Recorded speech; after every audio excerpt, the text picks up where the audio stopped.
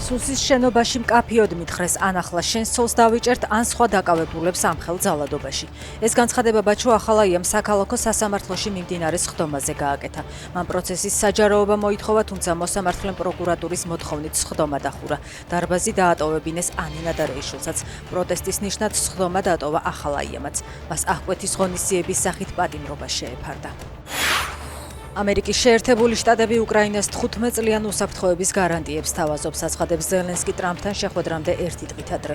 ბოლო საათების რუსულ თავდასხმებზე საუბრისას უკრაინის პრეზიდენტი ამბობს, რომ სამშვიდობო გეგმის შეთავაზებაზე რუსეთის პასუხი მხოლოდ შაჰიდები და კინჟალებია. ღამის თავდასხმებს კიევზე მსხვერპლი მოხდა, დაშავებულია 20 ადამიანი, მათ შორის ბავშვებიც.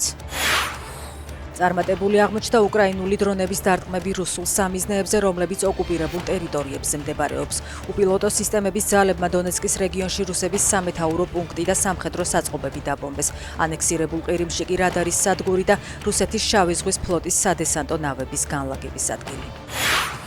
1 მილიონი რუბლი ყველა სოფელს, ასეთია ოკუპირებული აფხაზეთის ეგრეთ წოდებული პრეზიდენტის დაპირება 2026 წლისთვის. ბადრა გუმბამ ანგარიში წარადგინა და თქვა, რომ თანხა ფერმერებისთვის ეგრეთ წოდებული სახელმწიფო დახმარების პროგრამიდან გამოიყოფა.